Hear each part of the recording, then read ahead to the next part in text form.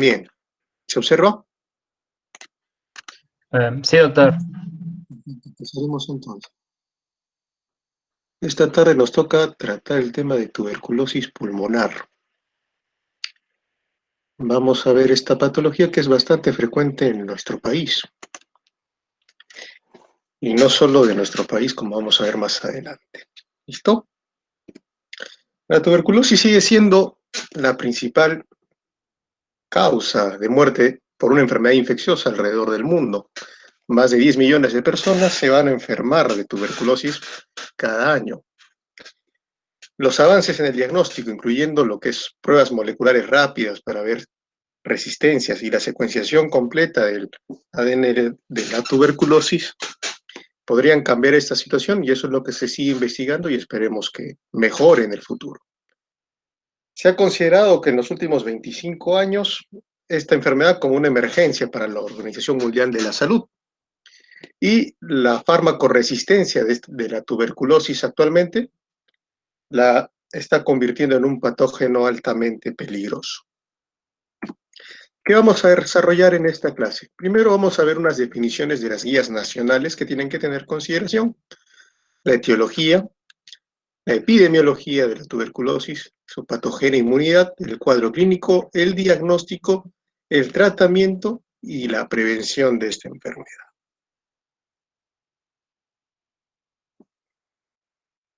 Como introducción, vamos a tener en cuenta que la tuberculosis ha estado con nosotros desde por lo menos 70 millones de años atrás. Se originó aparentemente en África y forma parte de todo un complejo que es el Mycobacterium tuberculosis complex. De ahí va a salir nuestro Mycobacterium tuberculosis, que es el principal causante de la enfermedad. La afección puede ser pulmonar y hasta un tercio de los pacientes van a tener afecciones extrapulmonares. Es potencialmente curable y es ahí donde radica la importancia del tratamiento y el diagnóstico. La diseminación es aérea, que es donde principalmente se va a ver la afectación de los siguientes pacientes.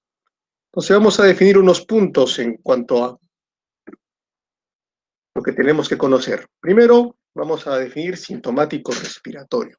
Es un paciente que tiene tos y flemas por más de 15 días. Un caso probable de tuberculosis es aquel paciente que tiene un cuadro clínico sugestivo, ya sea fiebre, sudoración nocturna, tos o, además de eso, sintomático respiratorio. Finalmente, un caso de tuberculosis es aquel paciente que ya se le diagnostica con la enfermedad. De cualquier forma, como vamos a ver más adelante. Ahora, cuando hablamos de caso de tuberculosis, vamos a definirlo según su localización, como un caso de tuberculosis pulmonar o un caso de tuberculosis extrapulmonar. Cuando hablamos de tuberculosis pulmonar, vamos a tener la tuberculosis pulmonar con frotis positivo. A esta se refiere la que tiene una confirmación por baciloscopía directa. También vamos a tener una frotis negativo, en la que la baciloscopía nos ha salido negativa, pero vamos a poderla clasificar si tiene un cultivo o una prueba molecular positiva para la tuberculosis. Sería una TB pulmonar, frotis negativo, con cultivo positivo o con prueba molecular positiva. En el caso de que sea negativa, va a ser una tuberculosis pulmonar, frotis negativo, cultivo negativo.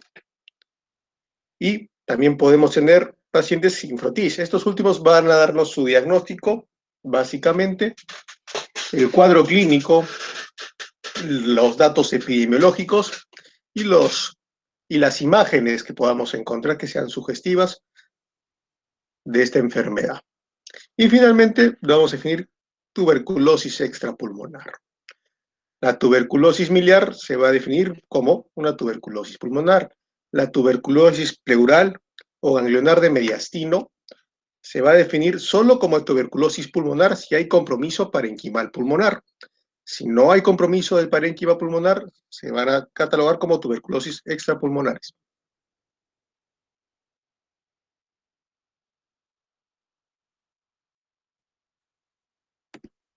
Bien. Entonces, en cuanto a las tuberculosis extrapulmonares, esto para conocimiento, también se van a confirmar como una TB extrapulmonar con bacteriología, si es que tenemos un examen de baciloscopía o un cultivo o una prueba molecular que nos llega. Esto es con confirmación bacteriológica. También podemos tener una tuberculosis pulmonar con confirmación histopatológica, en la que vamos a tener una confirmación mediante estudios de tejidos. Podemos encontrar los granulomas tuberculosos, la presencia del bacilo ácido alcohol resistente de la tuberculosis en el tejido que vamos a estudiar. Y finalmente también podemos tener una tuberculosis sin confirmación, cuando no tenemos ninguno de estos dos, pero el cuadro clínico, epidemiológico y las imágenes son sugestivas del proceso tuberculoso. En cuanto a la sensibilidad, esta es importante que la conozcan. Podemos tener una tuberculosis pansensible cuando es sensible a todos los fármacos de primera línea de la tuberculosis. Como es rifampicina, isoniazida, etambutol, pirazinamida. Listo. Y también podemos tener tuberculosis RR, esto se refiere a rifampicina resistente. La rifampicina es uno de los fármacos principales en la tuberculosis. Tuberculosis MDR, esta definición es simple, es cuando la tuberculosis es resistente a isoniazida y a rifampicina en forma simultánea. La tuberculosis XDR, aquí agregamos resistencia a isoniazida, a rifampicina, a una fluoroquinolona y a un inyectable de segunda línea, amikacina, kanamicina o capreomicina. Cuando hay estas 4 resistencias, hablamos de una tuberculosis extremadamente resistente o XDR. ¿Listo? También tenemos otras que pueden ser las tuberculosis drogoresistentes. Monoresistente, resistente a tambutol, resistente a pirazinamida, resistente a isoniazida, o poliresistente, resistente a más de un fármaco, pero que no cumplen ninguna de las definiciones anteriores.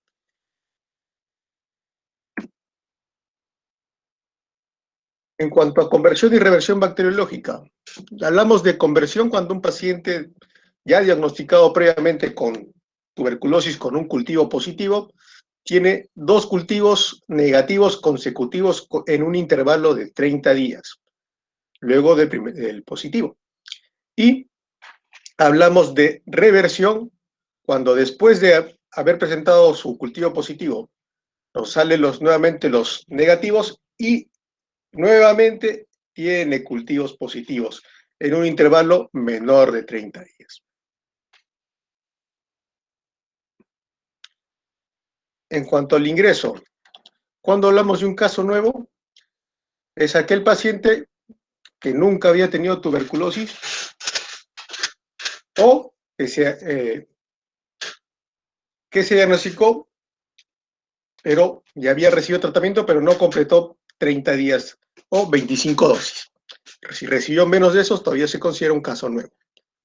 Casos antes tratados, hablamos del paciente que recibió tratamiento por 30 días o más. Recaída. Ahí hablamos del paciente que tiene un episodio de tuberculosis después de haber sido dado de alta como curado o como tratamiento terminado. Abandono recuperado. Es aquel paciente que no recibió tratamiento por más de 30 días consecutivos, que ahí se declara en abandono, pero que después es recaptado por nuestro establecimiento de salud e inicia nuevamente tratamiento para la tuberculosis. Y finalmente, fracaso, el paciente que ingresa de nuevo después de haber sido declarado fracaso terapéutico y inicia nuevamente un esquema tuberculoso. Entonces aquí tenemos las condiciones de ingresos para una tuberculosis sensible. Hablamos de curado cuando el paciente, con confirmación bacteriológica previa, concluye su tratamiento y cuenta con una baciloscopía negativa en el último mes de tratamiento. El tratamiento completo es un paciente que inicia su tratamiento y lo concluye con buena evolución y no fue posible hacer un examen de baciloscopía en el último mes, pero que su evolución clínica fue la adecuada y se concluye como buen tratamiento. Fracaso es aquel paciente que tiene baciloscopía o un cultivo positivo al 4.º mes de tratamiento. Fallecido, que fallece durante el tratamiento por cualquier causa. Abandono, el paciente que inicia su tratamiento y lo discontinúa por 30 días a más. No evaluado, que no cumplió los criterios o se perdió en el proceso. Y éxito de tratamiento cuando tenemos la definición de curado y el tratamiento completo. En el caso de la tuberculosis MDR y XDR, se considera curado aquel paciente que concluye el esquema con 10 cultivos mensuales consecutivos negativos en los últimos 12 meses de tratamiento. El tratamiento completo es aquel paciente que lo termina sin evidencia de algún fracaso. El fracaso, cuando no se logra la conversión bacteriológica al sexto mes de tratamiento, o sea, sigue teniendo baciloscopias o cultivos positivos, o que se agrega resistencia a fármacos como las fluoroquinolonas inyectables de segunda línea, o sea, un MDR que pasa a XDR. Fallecido que durante el tratamiento fallece por cualquier causa. Abandono, el paciente que inició su tratamiento y lo descontinúa por 30 días o más. No evaluado que por algún motivo se escapó del centro de salud o fue referido a un centro de mayor complejidad y no se pudo considerar su egreso.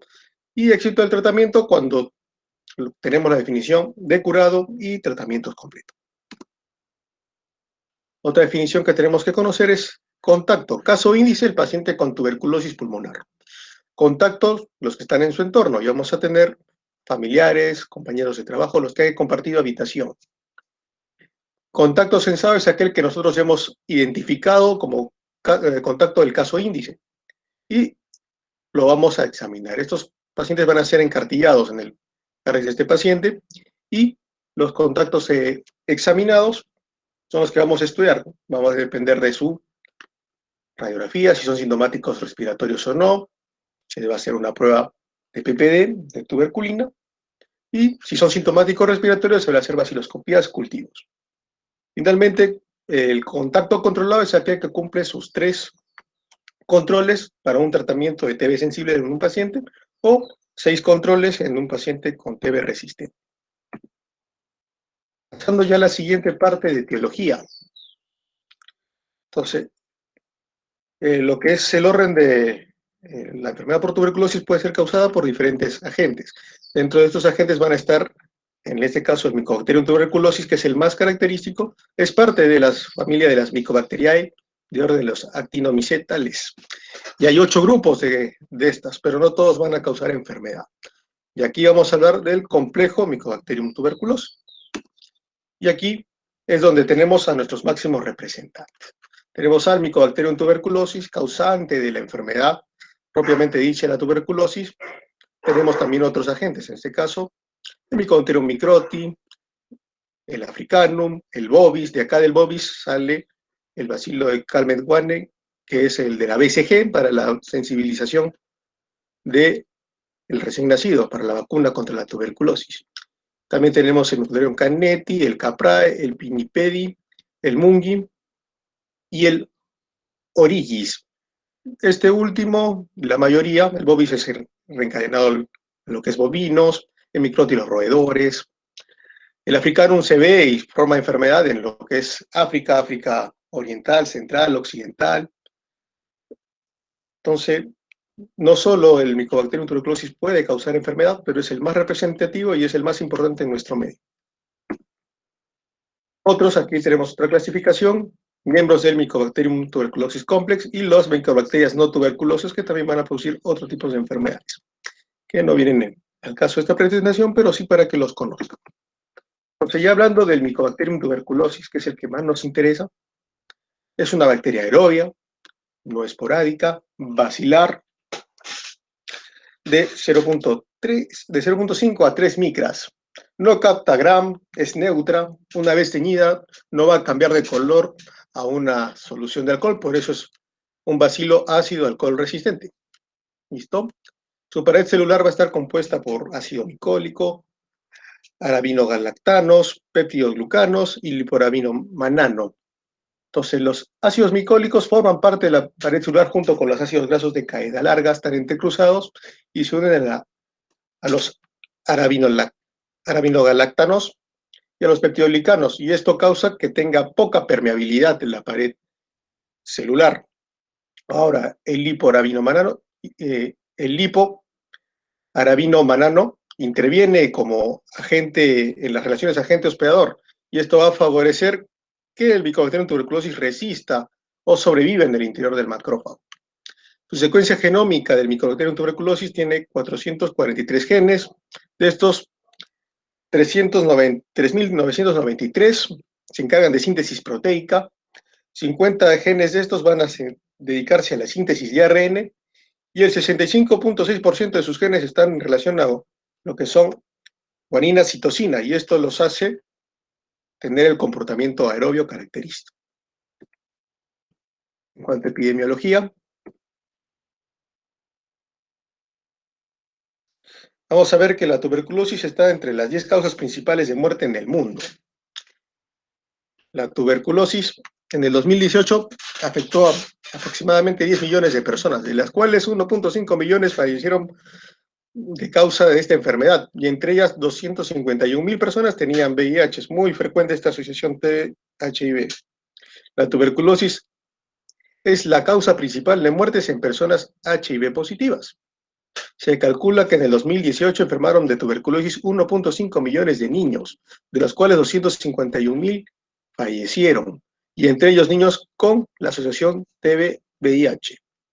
La tuberculosis multiresistente sigue siendo o suponiendo una crisis de salud pública y una amenaza a la seguridad ciudadana, a la seguridad sanitaria, y la OMS estima que hubo 484.000 casos nuevos con resistencia a la rifampicina, que es el fármaco de primera línea más eficaz contra la tuberculosis, de los cuales el 68% ya había tuberculosis multiresistente. La incidencia de tuberculosis en el mundo se reduce el 2% al año, es lo aproximado. Esta cifra lo que busca la OMS es que aumente, que sea un 4 o 5% de reducción para alcanzar la estrategia del fin de la tuberculosis que se esperaba para el 2020, pero que todo esto se ha truncado por toda la emergencia sanitaria. Se estima que entre el 2000 y 2018 se salvaron 58 millones de vidas gracias al tratamiento tuberculósico y al diagnóstico. Por eso se hace mucho hincapié en diagnóstico y tratamiento. La tuberculosis es curable y solo requiere el tratamiento. Poner al fin de la epidemia de la tuberculosis para el 2030 es una de las metas de la Organización Mundial de la Salud, que esperemos que se puedan cumplir. Esto es una tabla sacada del último reporte de la OMS de finales del 2018, donde se ve los objetivos, ¿no? Reducir el 20% para el 2020 en cuanto a la incidencia de tuberculosis, reducir el 35% las muertes por tuberculosis, que el 100% de pacientes ingresen al paciente y no tengan costos tan altos, que el tratamiento llegue a más de 400 millones de pacientes, que el tratamiento preventivo al menos se le pueda dar a 30 millones y que aumenten los recursos para lo que es prevención, tratamiento de la tuberculosis, así como también para su diagnóstico. Esta es una tabla de donde encontramos a los 30 países con mayor incidencia de tuberculosis por la cantidad de habitantes. Es decir, que tenemos por lo menos tuberculosis en gran cantidad en estos países. Ahora, acá llama la atención de este mapa el Perú, y está como los países con tuberculosis multidrogo resistente. Es donde nos encontramos y donde estamos mal, donde tenemos que trabajar. Este es un mapita donde vamos a ver los 20 lugares, los 20 países con mayor incidencia de tuberculosis por 100.000 habitantes. Y pues felizmente todavía no está el Perú, pero sí vemos dónde es importante, en África y lo que es el sureste asiático. Aquí sí ya nos encontramos. Las tasas de incidencia de tuberculosis para nuestro Perú oscilan entre 100 a 199 por 100.000 habitantes por año. En cuanto a la prevalencia de tuberculosis en pacientes HIV, tenemos al Perú con de 5 a 9.9 casos nuevos de pacientes con TB y VIH. En cuanto a mortalidad, la tasa de mortalidad de tuberculosis en estos pacientes VIH para nuestro país está considerando del 5 al 19%, una tasa bastante alta. En cuanto a casos nuevos de tuberculosis MDR, aquí estamos, como les dije, como veíamos en la otra gráfica, entre los países con más tuberculosis MDR, con un porcentaje de 6 a 11% de los casos de tuberculosis MDR. Y vamos a ver el porcentaje de casos de tuberculosis tratados, en este caso, con diagnóstico de MDR. Y vemos que el tratamiento para estos pacientes es del 12 al 29% de estos pacientes tratados han sido MDR. Acá vamos a ver la incidencia estimada de tuberculosis multidrogo resistente y resistente a la rifampicina en el 2018, en países que tienen por lo menos 1000 casos. Aquí vemos al Perú, con al menos 1000 casos de tuberculosis MDR. Esta es una gráfica más. Este mapita nos va a decir el porcentaje de casos de tuberculosis nuevos y recidivantes en pacientes pediátricos. Y el porcentaje, esto para nuestro país, es del 2 al 4.9%. Este mapita de Perú es sacado del último análisis situacional de salud presentado en el 2017 sobre las tasas para el ingreso del 2018. Toda esta información es del año anterior. Aquí vamos a ver nuestra ciudad. Tacna es una zona de alto riesgo con 113.5 casos nuevos por 100.000 habitantes. Es la tasa de incidencia de la tuberculosis. Una zona de alto riesgo, igual que todo el sur, Arequipa, Moquegua y Tacna. Tacna del Sur tiene la incidencia más alta. Ya después las zonas selváticas, Lima e Ica son las zonas rojas, donde el riesgo de tener tuberculosis es muy, muy alto. Esta es una tabla donde se va a ver, uno, las características clínico-epidemiológicas en los trabajadores de salud afectados por tuberculosis. Aquí vemos que nosotros somos un grupo importante para hacer tuberculosis. Estudiantes, internos, residentes, médicos. Un 13.5% de los personales de salud somos médicos que enfermamos por tuberculosis. Eso en el año 2013 al 2017. Para el 2018 se encontró que el 14.3% de todos los personales de salud afectados eran médicos. Ahora pasemos ya a lo que nos interesa, cómo nos exponemos a la tuberculosis. Primero, el ser humano es el único reservorio natural para la tuberculosis. Esta se va a transmitir por vía aérea a través de lo que son aerosoles.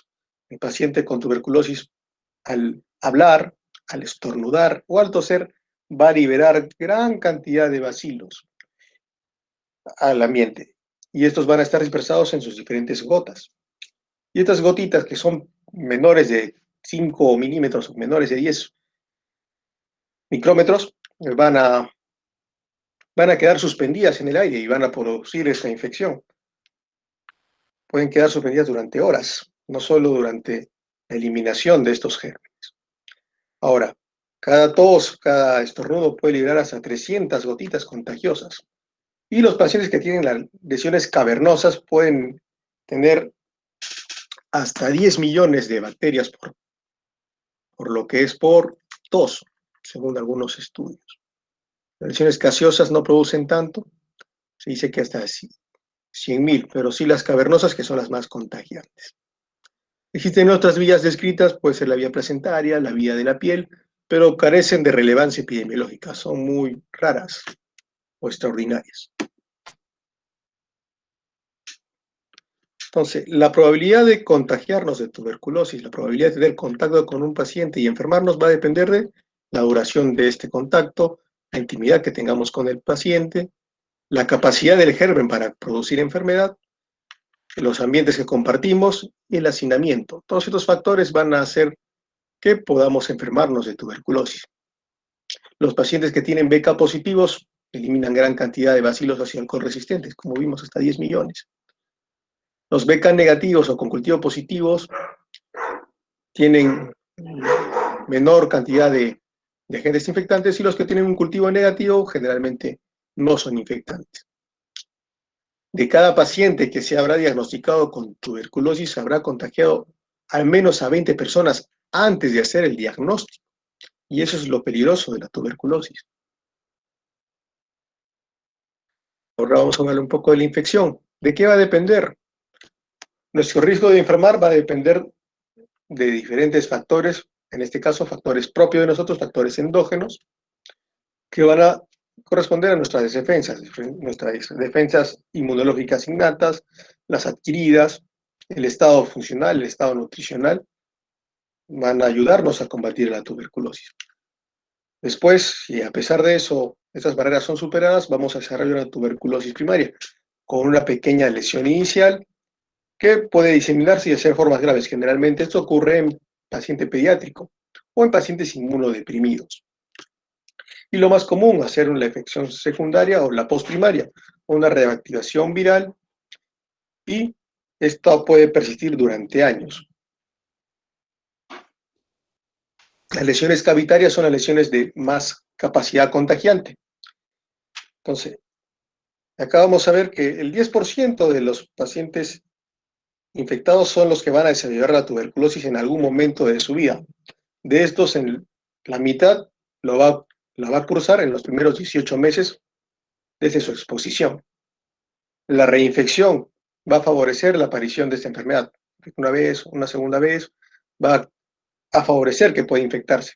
Y los adolescentes y los adultos jóvenes, va a haber una predominancia del sexo femenino, entre la edad de 24 y 34 años. Por adelante, en los siguientes grupos etarios, el predominio es masculino.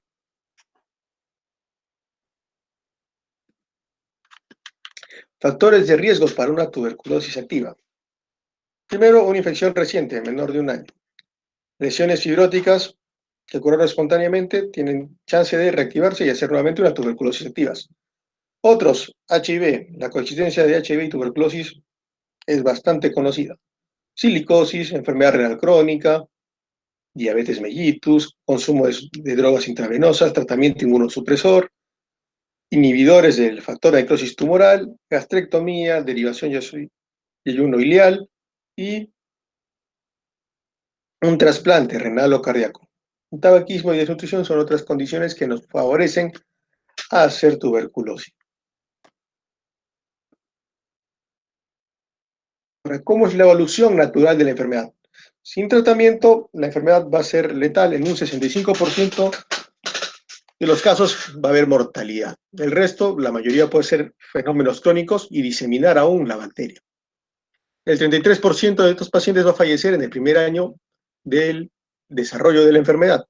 La mitad de estos va a morir a los 5 años. El 60% de los sobrevivientes van a continuar liberando bacilos, ya que a pesar de que no desarrollan la enfermedad per se, van a seguir esparciendo la enfermedad. Ahora, lo más importante es que tiene gran posibilidad de cura con tratamiento. La tuberculosis pansensible, con el tratamiento adecuado de 6 meses, se cura. El problema y lo que radica es el paciente que no continúa el tratamiento o que lo abandona, o que es un fracaso, porque van a favorecer la resistencia y es lo que está aumentando en nuestro país. Vamos a hablar un poco más de lo que es la patogenia y la inmunidad. ¿Cómo es que llega a nosotros la tuberculosis? Como ya hemos visto, la mayoría, por no decir todos, vamos a contagiar por vía aérea. Van a llegar los microaerosoles con gran cantidad bacilar y van a ser atrapados por nuestras vías aéreas superiores.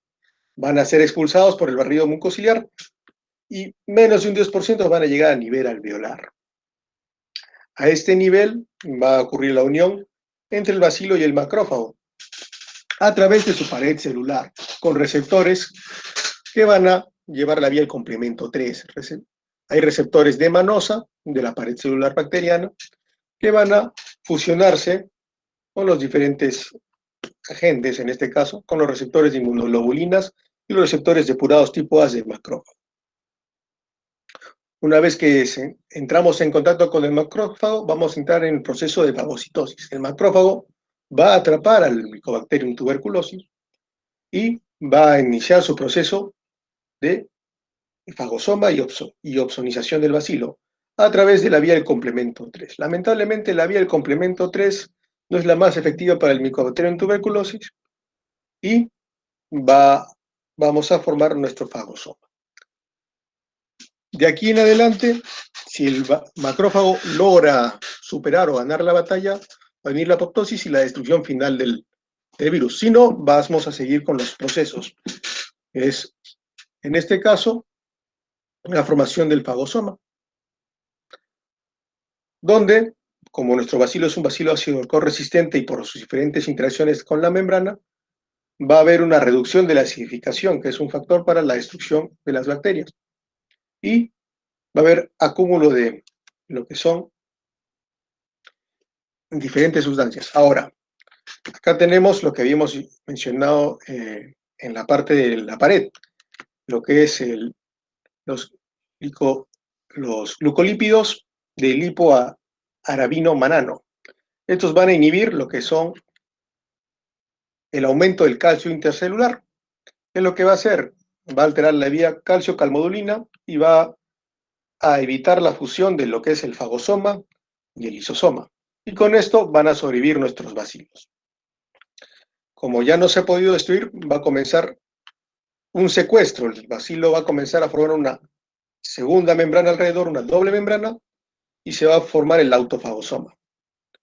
Como ya no se puede, se detiene la maduración del fagosoma para destruir al Mycobacterium tuberculosis, comienza la replicación del bacilo. Se replica hasta que en algún punto va a destruir el macrófago, se van a liberar los bacilos y el ciclo se va a repetir nuevamente. Vamos a verlo un poco más esquematizado. Llegan a través de los aerosoles nuestros Mycobacterium tuberculosis. Menos de un 10% van a llegar a nuestro alveolo y aquí van a ser captados por nuestro querido macrófago que va a empezar su proceso de fagocitosis a través de la vía complemento 3, a través de los receptores de manosa en la pared celular de nuestro bacilo. Vamos a tratar de formar nuestro fagosoma y ahí va a haber disminución de la acidez por la vía que ya hemos visto del complemento, que va a ser resistente, va a haber una disminución de lo que son los protones vesiculares de adenosina trifosfato, con el que no hay acidez, se va a inhibir la vía del calcio y va a haber, se va a cancelar la destrucción bacteriana y va a proliferar, en este caso, el Mycobacterium tuberculosis hasta que va a estallar nuestro macrófago y va a liberar gran cantidad de bacilos para repetir el ciclo. ¿De qué depende la virulencia? Cada cepa puede tener diferentes niveles de virulencia. Va a depender de las mutaciones que puedan generar. Ahora, tenemos diferentes genes. El gen CAT-G protege de la agresión oxidativa al Mycobacterium tuberculosis. Y la agresión oxidativa es necesaria para la activación de lo que es la isoniazida, fármaco contra la tuberculosis. El locus RD1, que se va a encargar de lo que es codificar la isocitrato liasa, que va a encargarse de la fase final de lo que es el glicosilato, que va a favorecer la proliferación, el crecimiento bacteriano a través de los sustratos de ácidos grasos. Finalmente, el gen CARD va a ayudar a la transcripción del ARN y a la replicación y a la persistencia de la infección tuberculosa. Ahora, nosotros podemos tener cierta resistencia innata y esto va a ser por causas poligénicas. Tenemos el gen RAMP1 del cromosoma 2 que puede participar en la resistencia y susceptibilidad a las infecciones por micobacterias. Y tenemos polimorfismos genéticos que codifican lo que es el complejo mayor de descompatibilidad, el interferón gamma, el factor de crecimiento tisular beta, los receptores TORC-like, la proteína fijadora de manosa, los receptores del interferón gamma y los receptores de vitamina D. Estas mutaciones nos van a hacer más susceptibles a enfermarnos de tuberculosis.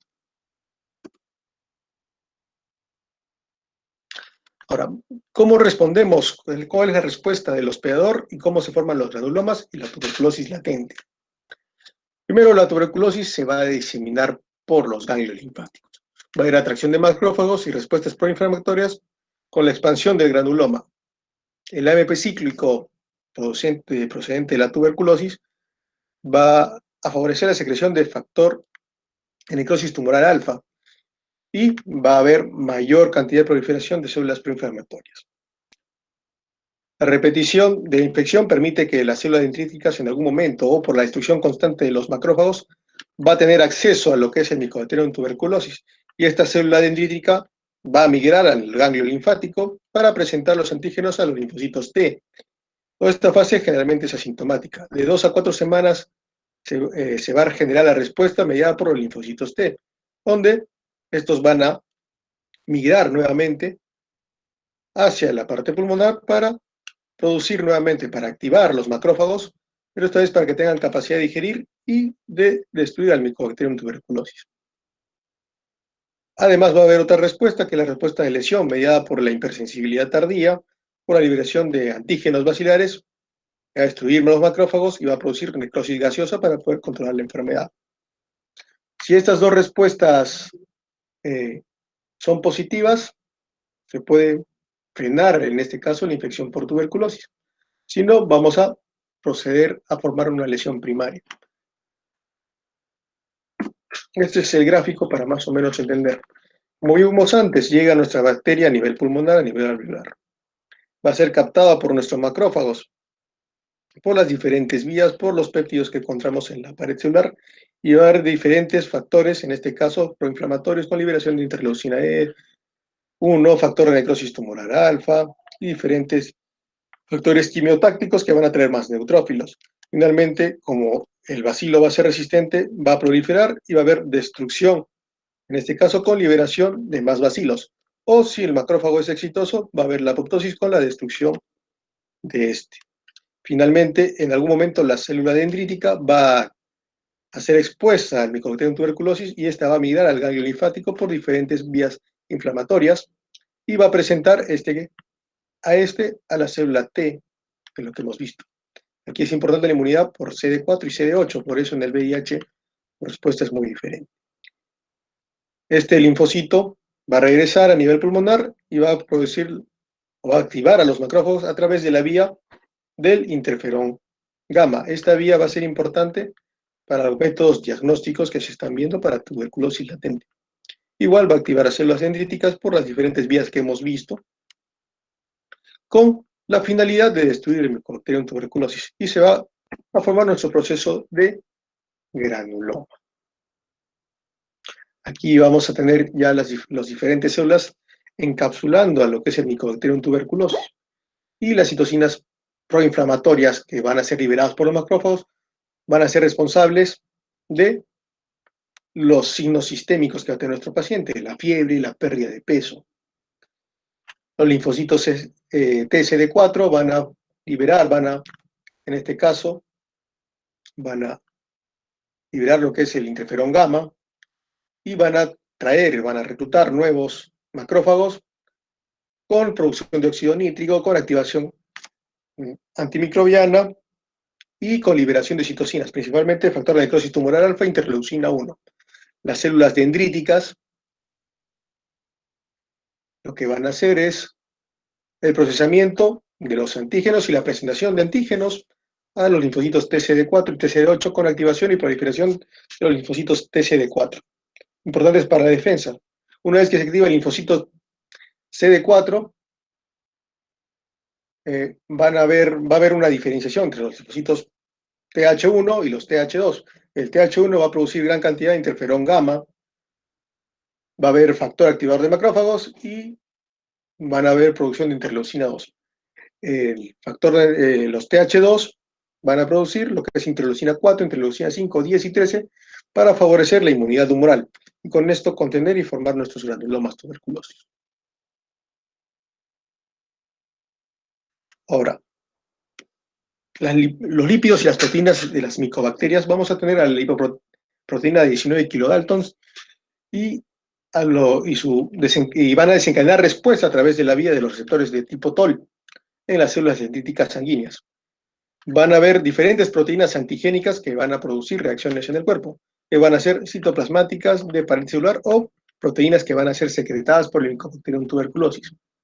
Estas últimas que son secretadas generan respuesta inmune mediada por linfocitos 3, con antígenos de 30K o antígeno del ESAT6. Ambos son antígenos protectores para la enfermedad. Las pruebas cutáneas son reacciones de hipersensibilidad retardada. Las pruebas en piel, en este caso la tuberculina en piel, uno puede estar positivo en pacientes con infección asintomática. Los positivos pueden ser casos nuevos o pudieron haber sido de pacientes con vacunación, por eso hay que tener cuidado en la interpretación. Se dice que cuando el test en piel o el PPD en un paciente con vacuna previa tiene que haber una alteración de por lo menos más de 10 milímetros en la zona inoculada para que tenga cierta positividad.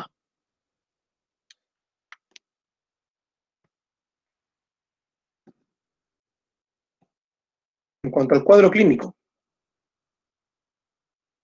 vamos a tener diferentes manifestaciones clínicas de tuberculosis pulmonar y tuberculosis extrapulmonar. La que nos interesa y motiva la clase es la tuberculosis pulmonar. De aquí vamos a ver dos fases, como dijimos, la tuberculosis pulmonar primaria y la tuberculosis pulmonar secundaria o postprimaria o del adulto, que es la que más nos interesa. La tuberculosis pulmonar primaria, la mayoría es asintomática, puede haber fiebre, puede haber dolor pleurítico o dolor en punta de costado, pero va a depender si el desarrollo de la infección es a nivel pleural o con cercanía. Y se va a formar el foco de Gone, que es el punto inicial o el sitio inicial de la infección. En áreas endémicas esto puede pasar asintomático. Y de esta forma generalmente se observa en niños, que es lo común en nuestro medio. Somos una zona endémica de tuberculosis. La mayor parte de esta se va a desarrollar en los tercios medios e inferiores, que es donde llega la mayor cantidad aérea, a diferencia de la segunda, que es apical, por la disminución de la presión parcial, por el aumento de presión parcial de aire.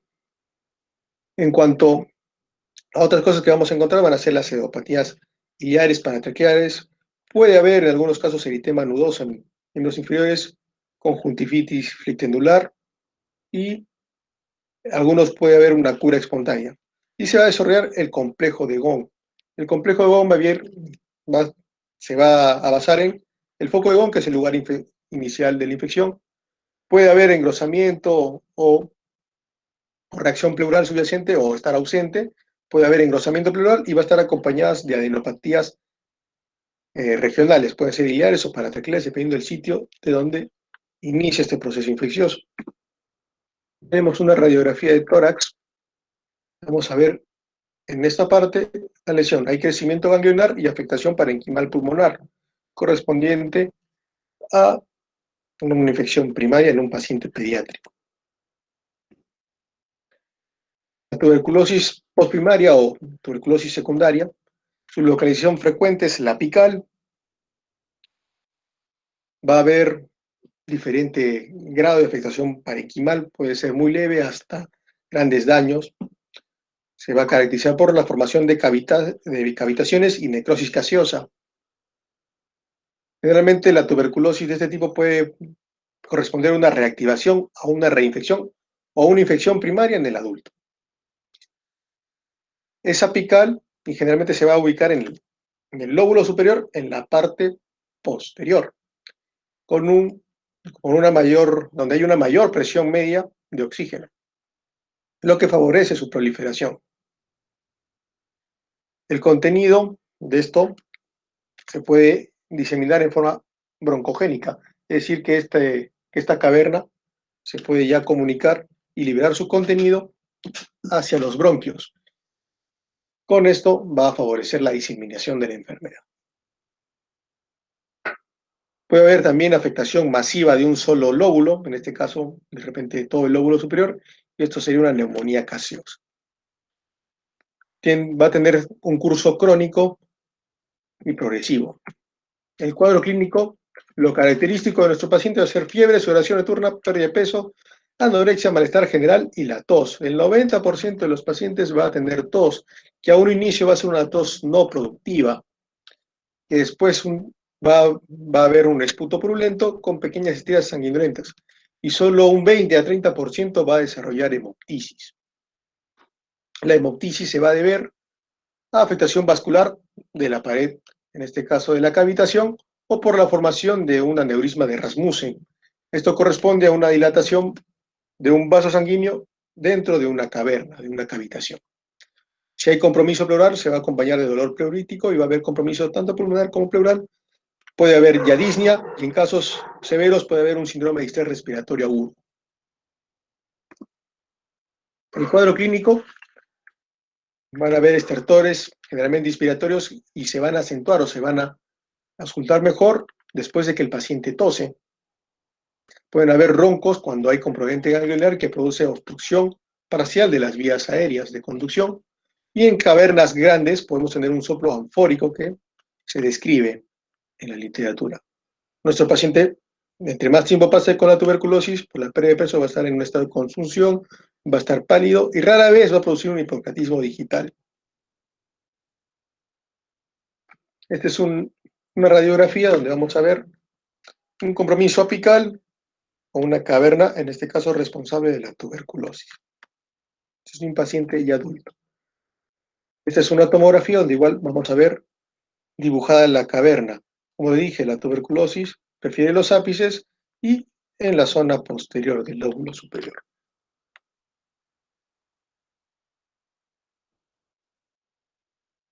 En cuanto a la tuberculosis miliar, su diseminación va a ser hematógena de la tuberculosis.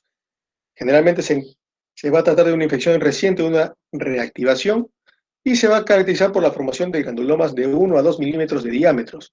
A eso es lo que se le denominaba las semillas de mijo, o lo que denominan los gránulos de mijo.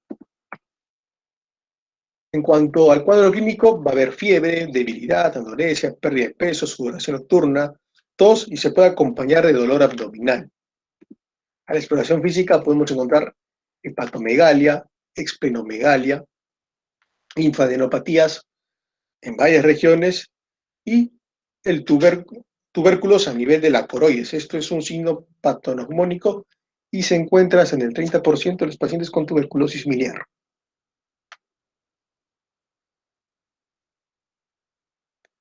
También podemos encontrar compromiso de meninges en un 10% de los pacientes y complicaciones hematológicas que pueden ir desde una anemia, leucopenia, una linfopenia o grandes reacciones leucocitarias o reacciones leucemoides, policitemia y rara vez una coagulación intravascular diseminada.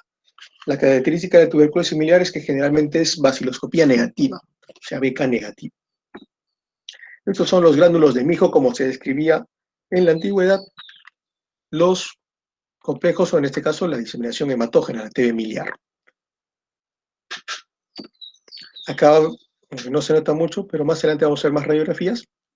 Se ve el patrón retículo nodular difuso en ambos campos pulmonares con pequeñas nodulaciones, lo que hace sugestivo el cuadro de tuberculosis miliar.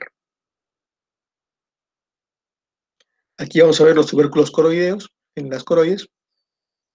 Vemos 1, 2, 3, estos sí son patognomónicos de una tuberculosis miliar. Se encuentra hasta en un 30% de los pacientes.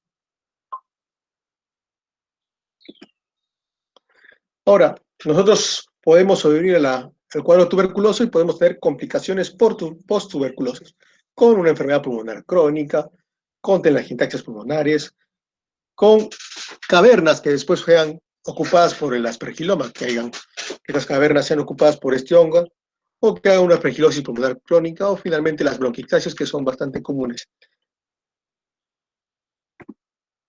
¿Cómo hacemos el diagnóstico de tuberculosis? Entonces, primero vamos a tener diferentes formas de hacer el diagnóstico. El primero es la baciloscopía directa, con una sensibilidad del 40 al 60%, menos si hay hemoptisis. Y para eso vamos a utilizar la coloración de Ziehl-Neelsen.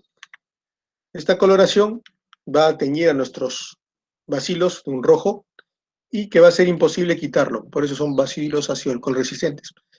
Todas muestras positivas se van a llevar a cultivo y a un estudio de sensibilidad para ver la parte posterior del tratamiento. Ahora, generalmente el esputo que se utiliza para esta baciloscopía directa se prefiere tomar el primer esputo de la mañana. También se puede utilizar esta baciloscopía en otros fluidos, puede ser orina, puede ser en contenido gástrico para los pacientes que tienen difícil expectoración. Inclusive se puede hacer nebulizaciones con solución hipertónica para favorecer la producción de esputo, pero no es lo más recomendable. Recordar que en ancianos puede pasar estos cuadros muy inadvertidos y de repente se va a requerir de aspiración de contenido gástrico para buscar la presencia del bacilo. Aquí vemos una coloración de Ziehl-Neelsen y vamos a ver los bacilos ácido alcohol resistentes y varios, ¿no? Gran cantidad. Entonces, nuestro laboratorio nos va a informar BK positivo, negativo y la cantidad de cruces. Vamos a interpretarlo. Cuando es negativo, no se van a observar bacilos ácido alcohol resistentes en 100 campos observados. Se va a considerar paubacilar cuando encontramos entre 1 y 9 bacilos en 100 campos observados, con un número exacto. Encontramos un bacilo en 100 campos observados, 2 bacilos en 100 campos observados. BK positivo, una cruz, cuando encontramos al menos un bacilo ácido alcohol resistente en promedio por campo observado, o sea, más de 10 a 99 en 100 campos. Vamos a hablar de un BK positivo, 2 cruces, cuando tenemos de 1 a 10 bacilos ácido alcohol resistentes promedios en 50 campos observados. Y BK 3 cruces cuando encontramos más de 10 bacilos en promedio por 20 campos observados. Entonces, esa es la interpretación de lo que nos dice. También a nivel de microscopía, así como la baciloscopía directa, tenemos otros que podemos utilizar, es la tinción de auramina, rodamina, y con microscopía de fluorescencia. Lamentablemente, aunque esta técnica tiene mucho mejor sensibilidad que la coloración de Scheele-Nielsen en microscopía directa, es mucho más cara y requiere fuentes lumínicas para poder interpretarlo, y generalmente a base de vapor de mercurio, que son carísimas. Otros son la misma coloración, pero con microscopía con fluorescencia con emisiones LED, que también nos ayudarían. Y veríamos de esta forma, que vemos de color naranja nuestros bacilos, por la coloración. Cultivos. Tenemos diferentes formas de cultivos. Lo malo de los cultivos es que requieren de 4 a 8 semanas para poder tener un resultado. Tenemos el medio clásico, el Lowenstein-Heisten o el Middlebrook, para poder cultivar al Mycobacterium tuberculosis. Este es el Lowenstein-Heisten. Vemos aquí las colonias de Mycobacterium tuberculosis. Este es un medio de Middlebrook. Aquí vemos las colonias de Mycobacterium tuberculosis. Ahora, también existen otras pruebas moleculares, y en este caso vamos a hablar del GeneSpert. El GeneSpert es una prueba de reacción de cadena polimerasa en tiempo real, donde vamos a buscar detectar ADN, en este caso, del Mycobacterium tuberculosis, y a la par vamos a buscar resistencia a rifampicina. Como mencionamos antes, es uno de los fármacos más importantes y más efectivos para la tuberculosis. Es un análisis semicuantitivo in vitro en esputo o concentrado alveolar que tengamos. El resultado puede estar en 90 minutos hasta en 2 horas. O sea que ahí podríamos tener diagnóstico y un patrón de resistencia inicial. Este es el cartucho del GeneSpert. Es bastante sencillo. Tenemos nuestra muestra de esputo. Utilizamos nuestro reactivo, hacemos una licuefacción o una activación del esputo con este buffer. Una vez hecho, se va a introducir 12 centímetros cúbicos del material del cartucho. Y este cartucho va a ingresar en la máquina. Y ahí terminó el trabajo del laboratorio. Ya en la máquina se va a lavar, se va a filtrar, se van a haber un análisis del organismo para liberar su ADN, va a haber una mezcla molecular y va a haber una reacción de cadena polimerasa, y finalmente va a haber una ampliación y una detección en el tubo de una reacción.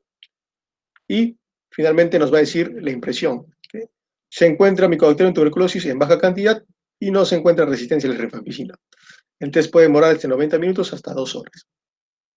Entonces es una prueba rápida para un diagnóstico y para un patrón de resistencia. También tenemos otros para detectar, igual en base a la reacción de cadena polimerasa, y es el genotype, que es la detección de Mycobacterium tuberculosis a la par de resistencias a rifampicina y cianida a través de la detección del ADN.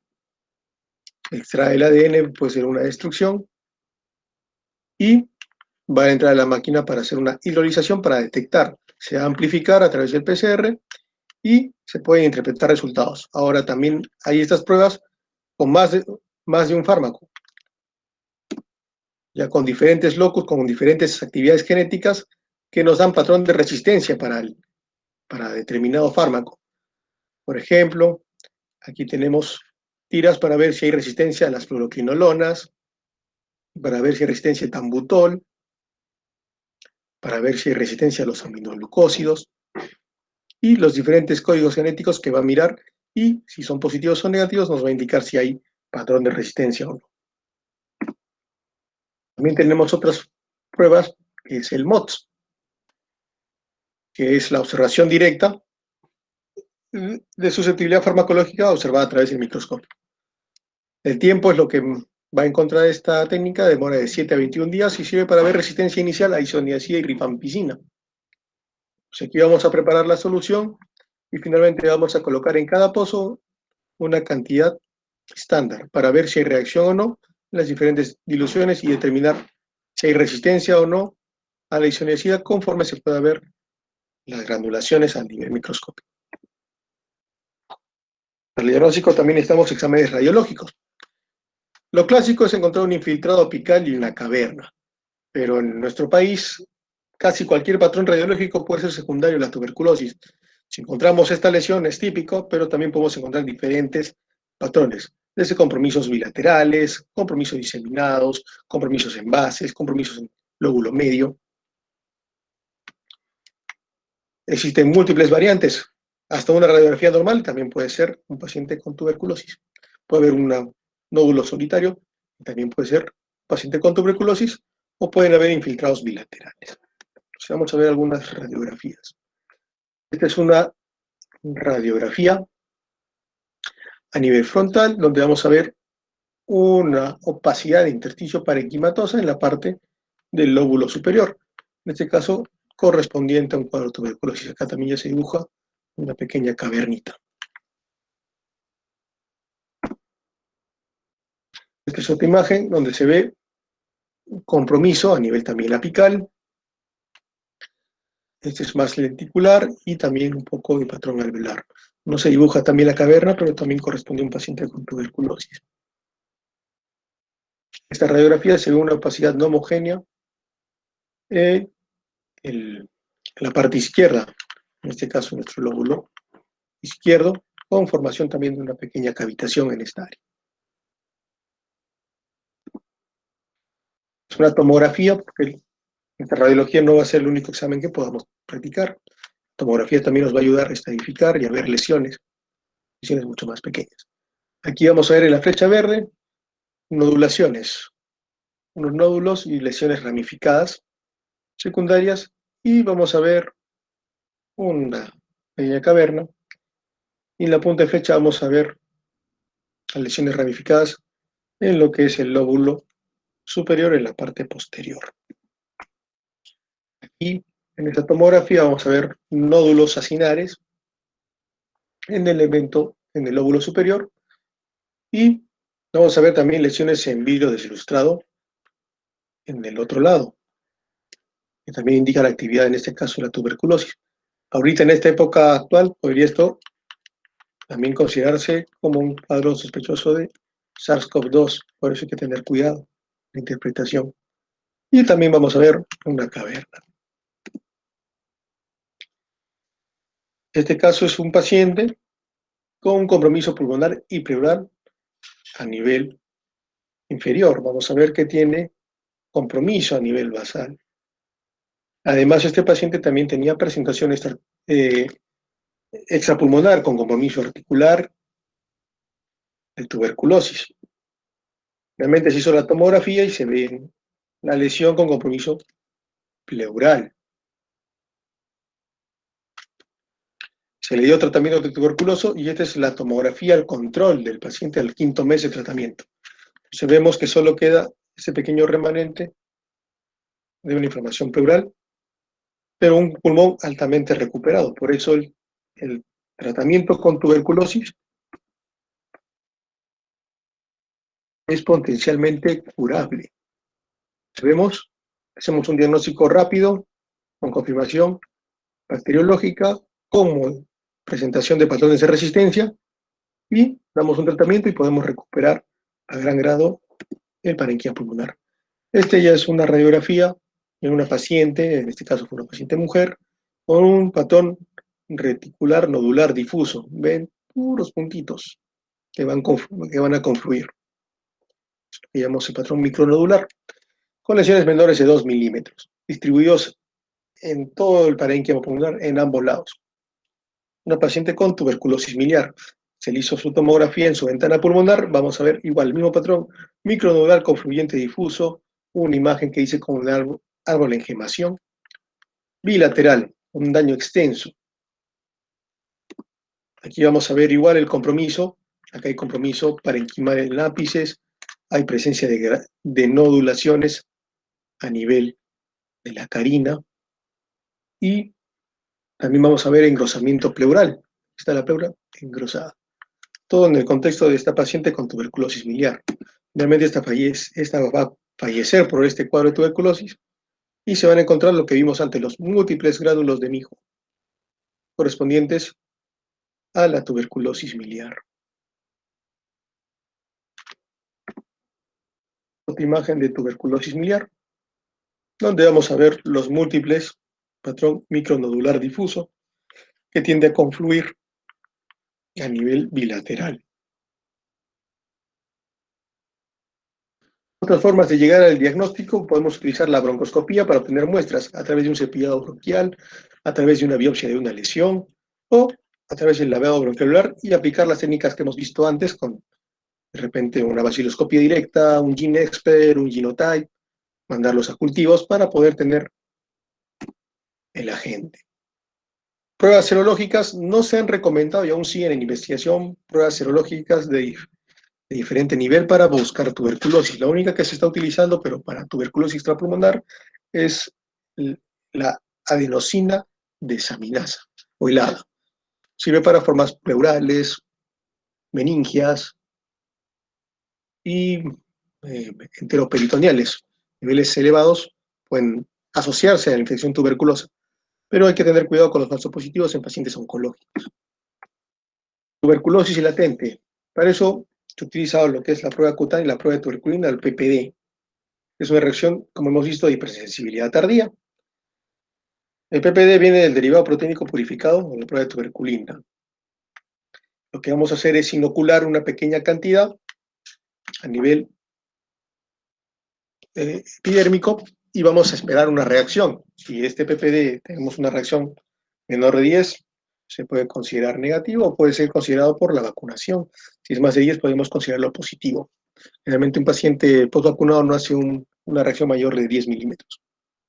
No es específico, es sujeto a interpretación del que realiza la prueba y depende de la respuesta mediada por linfocitos T, ya que estos son los que van a detectar y van a producir la respuesta, en este caso a nivel local. Y puede haber falsos positivos con la vacunación, por eso hay que interpretar el diámetro del mismo. Otros son el análisis del interferón gamma. Como hemos visto, la tuberculosis se libera por el linfocito TCD4 gran cantidad de interferón, con la finalidad de destruir, en este caso, al agente. Y vamos a medir la respuesta con antígenos específicos. En este caso vamos a utilizar hay diferentes pruebas como el ELISpot o el cuantiferón, que se utiliza en zonas de baja incidencia de tuberculosis para buscar tuberculosis latente. Son más específicas que la tuberculosis, en este caso que la prueba de PPD o la prueba en pie. Pero no se suele utilizar en zonas endémicas como en nuestro caso, no es para más conocimiento. Entonces, aquí tenemos un pequeño gráfico de cómo es el diagnóstico. El cuerpo puede eliminar la infección gracias a su respuesta inmune innata o gracias a su respuesta adaptativa y el virus se elimina. Entonces, si nuestra respuesta innata es rápida, no vamos a tener una prueba de PPD negativa, nuestros IRA no se van a poder detectar, el cultivo va a ser negativo, el esputo va a ser negativo, no vamos a hacer infección, no va a haber ningún síntoma y no requieren un tratamiento. En caso que requeramos de respuesta inmune, en este caso adaptativa, sí podemos tener un PPD positivo, podemos encontrar un IGRA positivo para pensar un cuadro latente, pero el cultivo, el esputo, van a ser negativos, no va a haber infección, no va a haber síntomas y no va a requerir ningún tratamiento. En cuanto ya a tuberculosis latente, ya se va a formar una lesión inicial, el PPD va a ser positivo, mayor de 10, los IGRA también van a ser positivos, el cultivo puede ser negativo y puede no haber infección, no puede haber síntomas y se puede o no considerar una terapia preventiva primaria. Eso va a depender de la guía nacional que vamos a ver más adelante.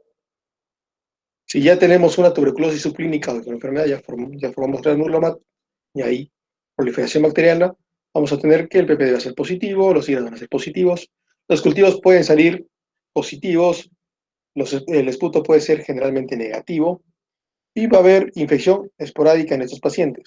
Los síntomas van a ser desde ninguno hasta síntomas leves y va a requerir el tratamiento ya con la terapia farmacológica múltiple, con varias drogas.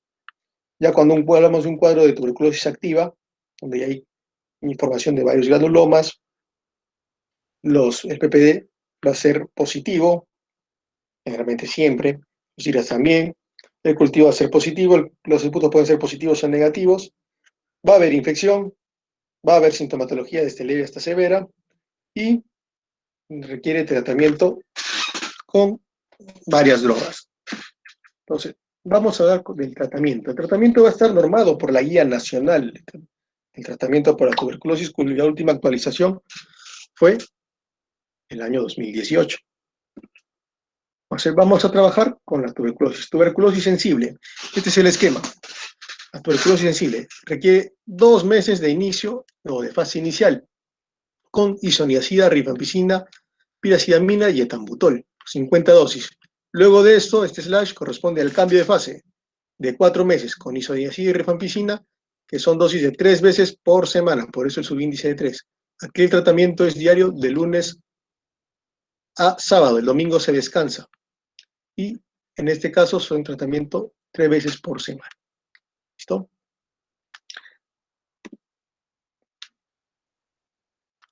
Este es el esquema para la tuberculosis sensible en el caso del paciente adulto. Nuestros medicamentos. Tenemos la isoniazida, la rifampicina, piracidamina y etambutol.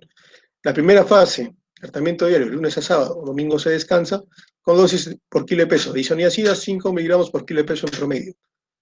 Una dosis máxima de 300 miligramos para la primera fase. Rifampicina, de 10 miligramos por kilo en promedio, con una dosis máxima de 600. Piracidamina, de 25 miligramos por kilo, con una máxima de 2000. Y etambutol, de 20 miligramos por kilo de peso, con una dosis máxima de 1200 miligramos. Para la segunda fase, ya es de 3 veces por semana el tratamiento.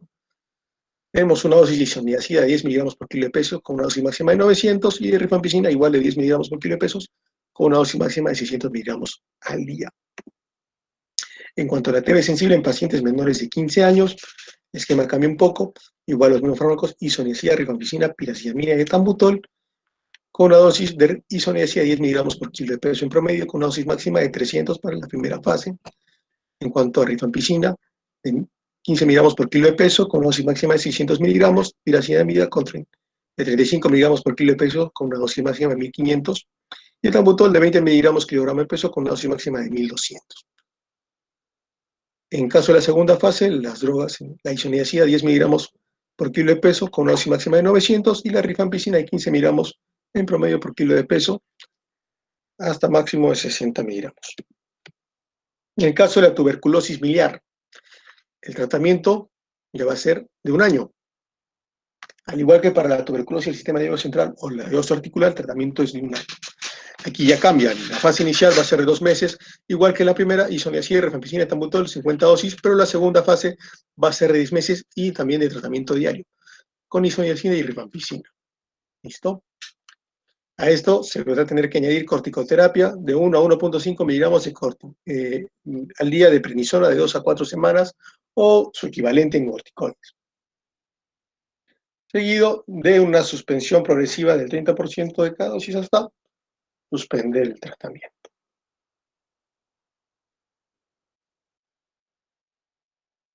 En el caso de la coexistencia de tuberculosis y HIV, en el contexto de un paciente sensible, el tratamiento va a ser por 9 meses, con una fase inicial de isoniazida, rifampicina, etambutol, piracidamida de 50 dosis, 2 meses, y una segunda fase de 7 meses de tratamiento diario con isoniazida y rifampicina, con un total de 175 dosis.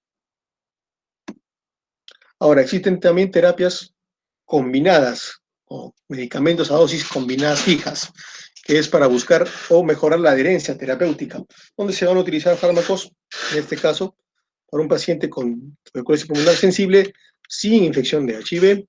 Tenemos la combinación farmacológica de rifampicina, 150 miligramos, isoniazida, 75 miligramos, piracidamida, de 400 miligramos, y etambutol, de 275 miligramos en un solo fármaco. Y dependiendo del peso de nuestro paciente, si es de 30 a 37 kilos, va a utilizar 2 tabletas, si es de 38 a 58 kilos, a 54 kilos, 3 tabletas, y de 55 a 70 kilos, 4 tabletas, y más de 70 kilos, 5 tabletas en la primera fase de 2 meses. Una vez que cambia de fase, en la fase de 4 meses, También hay una combinación de isoniazida, 150 miligramos, y rifampicina, también de 150 miligramos, para los siguientes 4 meses. Si pesa de 30 a 37 kilos, 2 tabletas. Si pesa de 38 a 54 kilos, 3 tabletas. Si pesa de 55 a 70 kilos, 4 tabletas. Y más de 70 kilos, 5 tabletas. Y aquí vemos igual el esquema. El tratamiento es de 4 meses y de 3 veces por semana, hasta completar las 54 dosis. En el caso del paciente que tiene ya HIV, también se puede utilizar la misma presentación de estas tabletas, pero el tratamiento es más largo. Las dosis son las mismas, pero el esquema es diferente. La primera fase va a durar 2 meses, la segunda fase va a durar 7 meses, y tenemos la presentación de estos fármacos. En el caso de la tuberculosis miliar, el sensible, también se puede utilizar la combinación de fármacos, en este caso con las dosis combinadas prefijadas, y también con su dosis de esquema, el tratamiento de 1 año, 2 meses de primera fase, y siguió 10 meses de segunda fase con la dosis por kilo de peso, que son similares a las anteriores.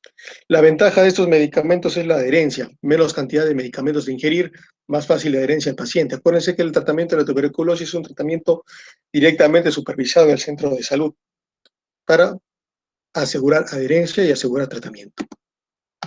¿En qué pacientes no podemos utilizar estas dosis prefijadas que existen, las dosis combinadas fijas? En pacientes con enfermedad hepática, en pacientes con enfermedad renal, en paciente que tiene alergia a alguno de estos 4 fármacos, que ha tenido una reacción adversa severa, o tuberculosis resistente. No se pueden utilizar esas dosis fijas en estos contextos.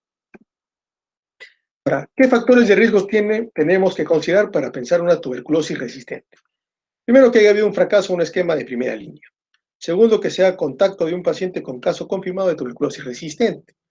Tercero, que haya habido una recaída entre los 6 meses posteriores a un alta de un esquema de primera línea, un esquema sensible. Cuarto, que haya habido una recaída luego de un alta con medicamentos de segunda línea, que haya habido ya resistencia extremadamente resistente. Personas privadas de su libertad o residentes de albergues u otros que estén en lugares asignados. Episodios múltiples, más de 2 episodios de tuberculosis. Irregularidad, abandono o terapia no supervisada. Contacto con una persona fallecida por tuberculosis. Comorbilidades como diabetes, HIV, enfermedad renal crónica, pacientes inmunodeprimidos de cualquier causa, y nosotros, trabajadores o estudiantes de la salud. Somos candidatos a ser tuberculosis resistente. Para el tratamiento de tuberculosis resistente tenemos diferentes fármacos. La OMS los cataloga en 4 grupos: grupo A, grupo B, grupo C y grupo D.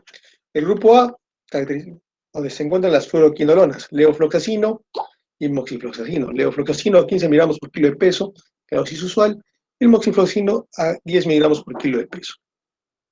En cuanto al grupo B, tenemos los inyectables de segunda línea, que son la micacina de 10 a 20 miligramos por kilo de peso, la canamicina de 15 igual a 20 miligramos por kilo de peso, la capreomicina de 15 a 20 miligramos por kilo de peso y la streptomicina de 15 a 20 miligramos por kilo de peso. Acuérdense, MDR resistente a isoniazida y rifampicina, XDR resistente a fluoroquinolonas e inyectables de segunda línea, amicacina, canamicina o capreomicina.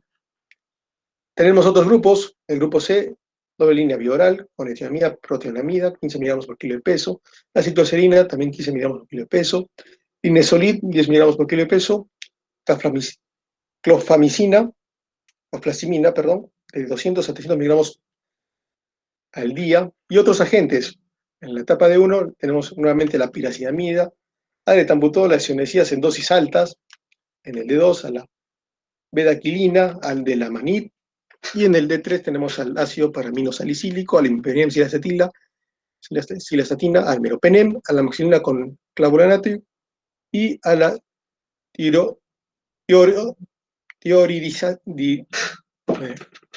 tioridazidina. ¿Qué tal nombre? Esto es una pequeña tabla que sale en la guía para tener en consideración las dosis en el paciente adulto, las dosis máximas de los fármacos que vamos a utilizar. Esto ya lo van a ver más a detalle cuando revisen ustedes la clase, porque si no, nos vamos a extender más del tiempo. Entonces vamos a hablar del esquema para TB resistente. Vamos a ver que existen cuatro esquemas: el estandarizado, el individualizado, el empírico y los acortados. En cuanto al tratamiento estandarizado. Se da en la primera fase de 6 a 8 meses con etambutol, piraciamida, levofloxacino, kanamicina, etionamida y cicloserina. Luego va a seguir de 12 a 16 meses, igual de etambutol, piraciamida, levofloxacino, etionamida y cicloserina. También pueden existir otros cuadros que vamos a ver más adelante. Generalmente estos esquemas ya son dados por médico consultor o médico encargado de la estrategia. Tratamientos empíricos. Para pacientes que tenemos ya una prueba rápida para ver resistencia, tenemos una TB isoniazida resistente. El tratamiento va a consistir en 9 meses, de lunes a sábado, y la primera fase va a ser de 2 meses, con rifampicina, etambutol, piraciamida y levofloxacino, seguido de 7 meses con rifampicina, etambutol y levofloxacino. Total, 9 meses. Ahora una TB pulmonar con resistencia a la rifampicina. Vamos a ver que el tratamiento va a ser de 6 a 8 meses con isoniazida, etambutol, piracidamida, levofloxacino, kanamicina, etionamida y cicloserina, seguido por 12 meses de tratamiento también de lunes a sábado con isoniazida, etambutol, piracidamida, levofloxacino, etionamida y cicloserina. Si tenemos resistencia concomitante en una prueba rápida a isoniazida y rifampicina, el tratamiento va a ser igual de 6 a 8 meses, pero con etambutol, piracidamida, levofloxacino, kanamicina, etionamida y cicloserina, seguido de 12 a 16 meses, etambutol, piracidamida, levofloxacino, etionamida y cicloserina. Tratamientos de 18 meses o más. Va a depender del contexto y la evaluación del médico consultor.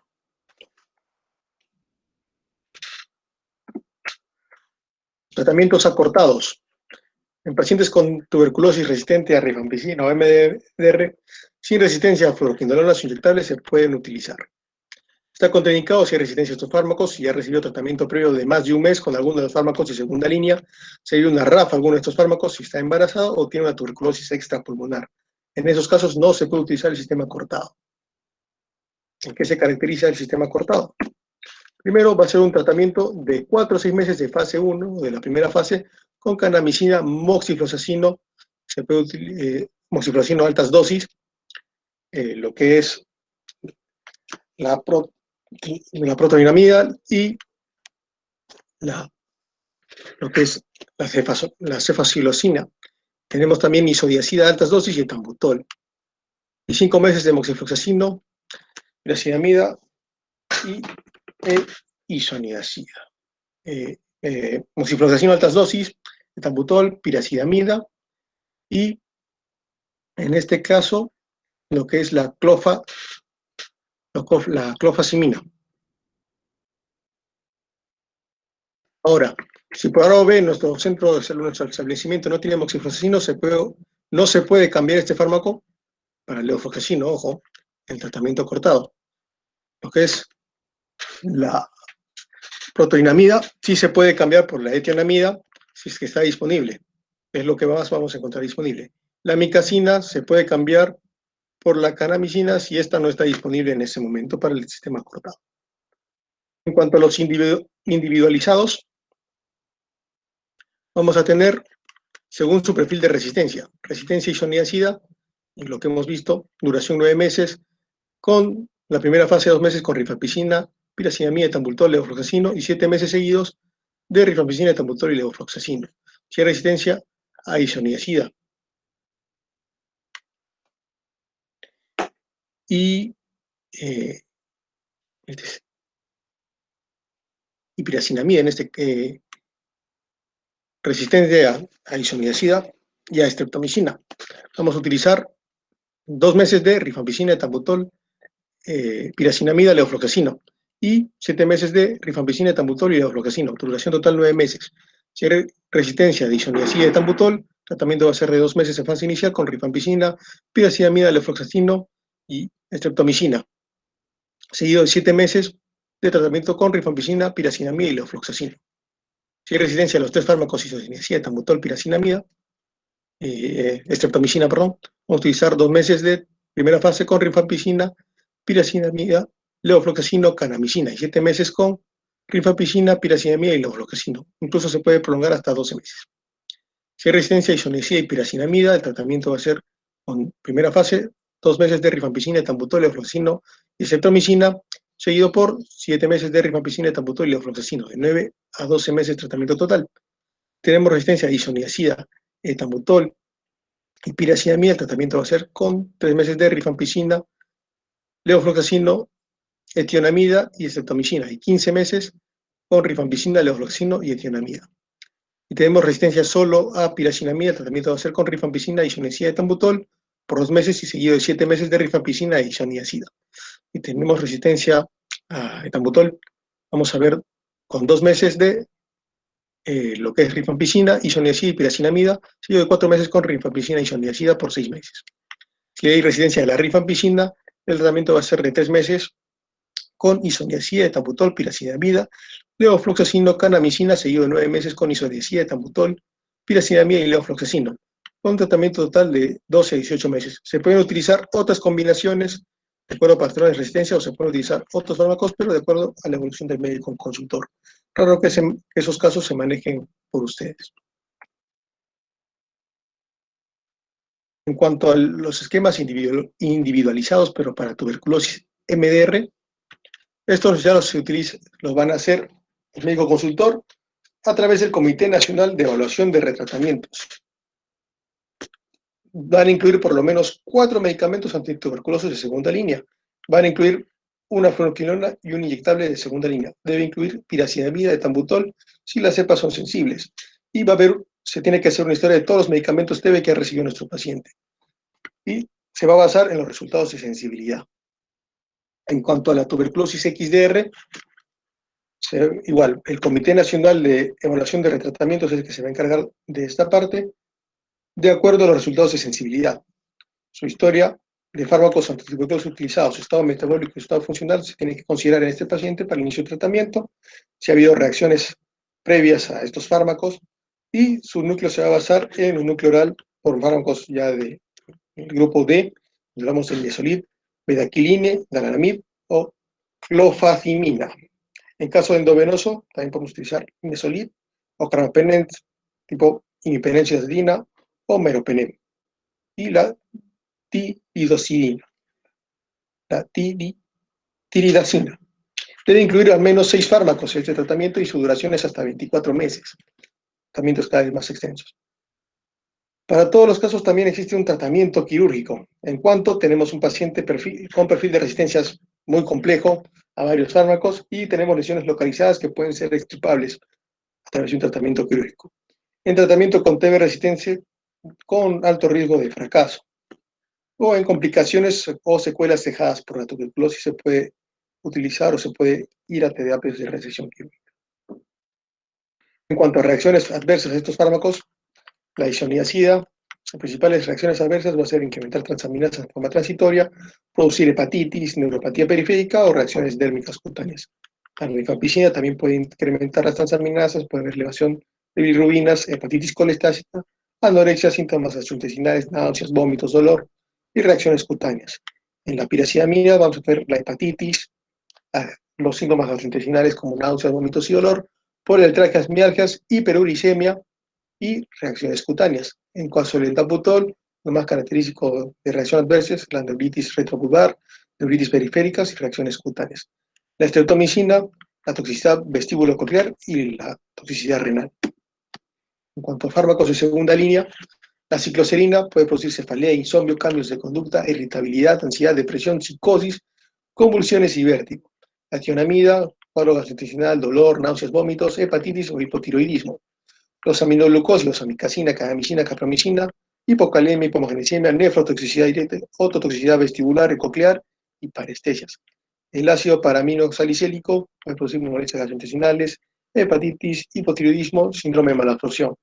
Y las fluoroquinolonas pueden producir artralgias, mialgias, alteraciones gastrointestinales, náuseas, vómitos, dolor abdominal y lo que es prolongación del intervalo QT. En algunos casos se ha descrito también rotura de tendón de Aquiles.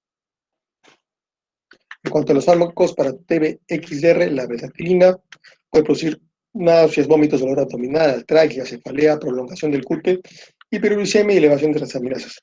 La clofazimina, coloración oscura de la piel y mucosa, sequedad bucal, prurito, serositis, fotosensibilidad, sangrado y prolongación del QT. El de la manit, molestias gastrointestinales, náuseas, vómitos, dolor, diarrea, y puede producir también prolongación del QT. Mesorit, virosupresión, anemia, leucopenia, plaquetopenia, diarrea, neuritis óptica. Síntomas gastrointestinales, náuseas, vómitos, dolor, neuropatía periférica y acidosis láctica. Los carbapenem, molestias gastrointestinales, dolor, náuseas, vómitos, diarrea, convulsiones, palpitaciones y colitis pseudomembranosa. La tioridacina puede producir somnolencia, visión borrosa, movimientos piramidales, acaticia, fotosensibilidad y prolongación del QT. Son varios fármacos que pueden prolongar el QT. Ahora, si tenemos una reacción adversa a un fármaco antituberculoso, pero no una reacción grave, o sea que nuestro paciente no ha hecho un shock anafiláctico, no ha hecho una falla renal aguda, no ha hecho hemólisis, no ha hecho trombocitopenia, no hay granulocitosis, no hay neuritis óptica, no hay neuritis retrovulvar, no hay trastornos auditivos, vestibulares, no hay falla cutánea como una reacción de Dress o un síndrome Steven-Johnson, se puede reiniciar el tratamiento de tuberculosis en un esquema de desensibilización.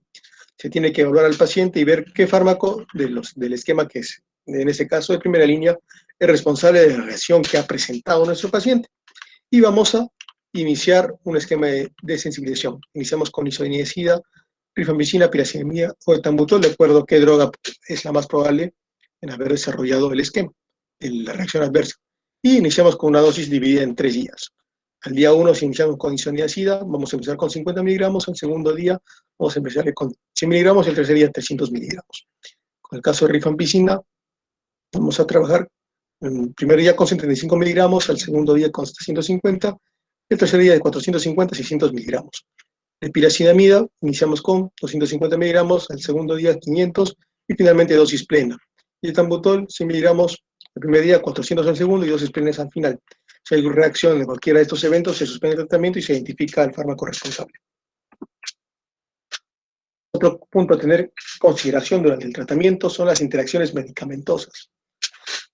La isoniazida tiene múltiples interacciones medicamentosas. Con los antiácidos de aluminio va a producir una mala absorción de isoniazida y tiene que evitarse dar el antiácido 2 horas antes o 2 horas después de la isoniazida. En caso de los antipiréticos como carbamazepina o fenitoína, va a haber una inhibición del metabolismo hepático de estos fármacos y vamos a requerir control de los niveles séricos de fenitoína, carbamazepina para ver si están en los umbrales terapéuticos. En caso del operidol, puede haber un posible incremento de los niveles plasmáticos del operidol que requiere ajustar dosis, de repente disminuir. En cuanto a los ansiolíticos hipnóticos, puede prolongar el efecto de los ansiolíticos hipnóticos, habría que disminuir o trabajarlos con cautela. En el caso de ketoconazol, va a disminuir los niveles sanguíneos de este ketoconazol. Se recomienda cambiarlo por fluconazol en la medida que sea posible, ya que no interfiere con este. En cuanto a la rifampicina, sus principales interacciones son con los anticonceptivos orales, que van a hacer que sean de menor eficacia. Entonces, lo que se recomienda es cambiarlos por anticonceptivos de depósitos, en este caso los trimestrales a un intervalo reducido de 8 a 10 semanas hasta un mes posterior al alta del tratamiento, o cambiarlos por anticonceptivos de barrera. En el caso de warfarina, puede haber una anticoagulación a niveles subóptimos o subterapéuticos, entonces va a requerir una monitorización más estricta de los niveles de INR o un cambio de heparina de bajo peso molecular.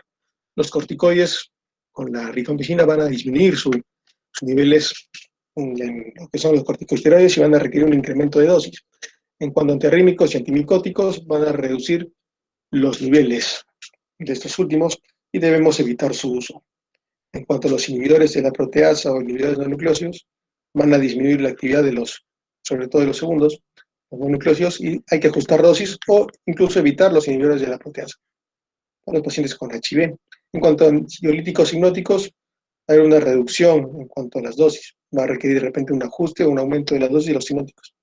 En cuanto a fenitoína, va a haber una disminución del efecto antiepiléptico y sobre todo si se utiliza en la primera fase con isoniazida y rifampicina, que había que monitorizar bien sus efectos. En cuanto a los antibióticos orales, va a haber una reducción de los niveles séricos de estos fármacos y va a haber un riesgo de hiperglicemia. Por eso es que hay que monitorizar la glucosa. En el caso del etambutol, pues no tiene ninguna reacción relevante que tengamos que considerar. En el caso de piracidamida, como hemos dicho, su principal efecto afecta el incremento del ácido úrico. Y si utilizamos el allopurinol, va a haber un efecto no deseable del allopurinol y igual se va a incrementar el ácido úrico y se puede recomendar el uso de colchicina además. En cuanto a las fluoroquinolonas, con los antiácidos igual va a reducir o va a retrasar su absorción. Se debe evitar dar las fluoroquinolonas 2 horas antes o 4 horas después del uso de antiácidos. Después de 2 horas antes podemos dar la fluoroquinolona o después de 4 horas de haber administrado el antiácido. En la warfarina va a haber prolongación del tiempo de protonvina y vamos a requerir monitoreo de los niveles de INR a mayor frecuencia. En cuanto al hierro y al zinc, va a haber una reducción de la absorción de las quinolonas, igual que los antiácidos. Se debe dar 2 horas antes de estos fármacos o 4 horas después de la administración de estos mismos. Pues tenemos nuestro paciente con tuberculosis pansensible. Vamos a iniciar tratamiento y tenemos que hacer nuestros exámenes basales. Para eso vamos a tener nuestro programa completo, su glucosa en ayunas, su creatinina, su perfil hepático, ya que nuestra mayoría de nuestras drogas son hepatotóxicas y vamos a tener que monitorizar estos en la primera semana. Prueba rápida para el HIV por la coexistencia, embarazo para descartarlo en las mujeres en edad fértil, parece que hay teratogenicidad, su radiografía de tórax, su prueba de sensibilidad, apenas tengamos el resultado, puede ser una prueba rápida o una prueba final, vaciloscopías de control mensuales, cultivos al final, evaluación por enfermería siempre, evaluación por el médico tratante, por lo menos en el inicio, en los primeros 2 meses al cambio de fase, y al final del tratamiento. Evaluación social al inicio, al segundo mes, al final del tratamiento, igual por psicólogo, nutricionista, planificación familiar y control de peso en cada control para nuestro paciente. Y evaluación según las comorbilidades que pueda presentar. En cuanto al paciente con TB monoresistente, poliresistente, MR, igual vamos a tener nuestro programa basal, nuestra glucosa en creatinina basales, perfil hepático, control de electrolitos, sobre todo si tenemos pacientes con esquema inyectable. Acuérdense que producían hipocalemia y hipoglucemia. Control de perfil tiroideo si utilizamos etionamida o ácido paraminosalicílico. HIV en cualquiera de los pacientes con TB, prueba de embarazo, para los pacientes en edad fértil, su radiografía de tórax y sus acidoscopías. Y los controles de cultivos en estos pacientes van a ser mensuales. Los perfiles laboratoriales, la mayoría van a ser al inicio, en la primera fase de tratamiento semanal y después trimestrales. En cuanto a la evaluación, siempre que llega nuestro paciente, mensualmente va a tener su control médico por el médico consultor, el médico neumólogo, el médico de cabecera, el encargado, y evaluación social. Finalmente va a haber audiometrías, porque acuérdense que los fármacos de segunda línea pueden producir alteraciones a nivel coclear, a nivel vestibular. En cuanto al paciente con un problema de tuberculosis XDR, su monitoreo va a ser más estricto, va a ser en la primera fase su cuadro basal, igual con su hemograma, su perfil de coagulación, su glucosa, su urea creatinina, su perfil hepático, sus electrolitos, su examen completo de orina, parasitológico celiado, TSH, prueba para HIV, hepatitis B, hepatitis C y virus de HTLV1, prueba de embarazo o dosaje de beta, neurometría cronónica humana, beta, radiografía de tórax, tomografía, vaciloscopías, estos todos van a ser, en este caso van a ser al inicio, cada 15 días, 30 días, al mes, a cada mes mensual, igual que los cultivos, en cada control va a haber cultivo, un control por enfermería, su control por cardiología, por psiquiatría, su EKG, a diferencia de otros pacientes, acuérdense que había alteración y prolongación del QT, su consejería y su control de peso.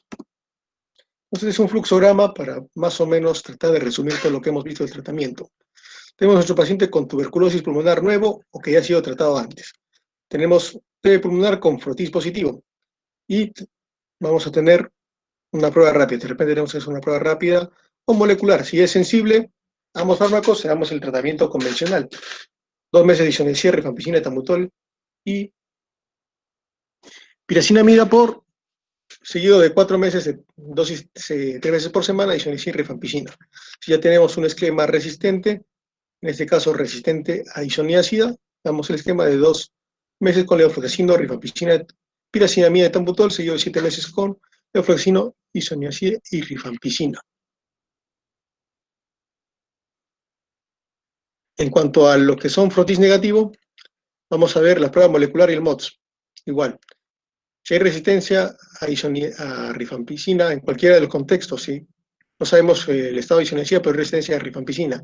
Si hay resistencia a rifampicina, a pesar que es sensible, o ambos son resistentes, vamos a utilizar el esquema de 6 a 8 meses con levofloxacino, calamicina, etionamida, citocerina, etambutol y piracinamida. Y de 12 a 18 meses en segunda fase con levofloxacino, etionamida, cicloserina, etambutol y piracinamida. En el caso de que sea sensible a isonergia, se añade isoniazida.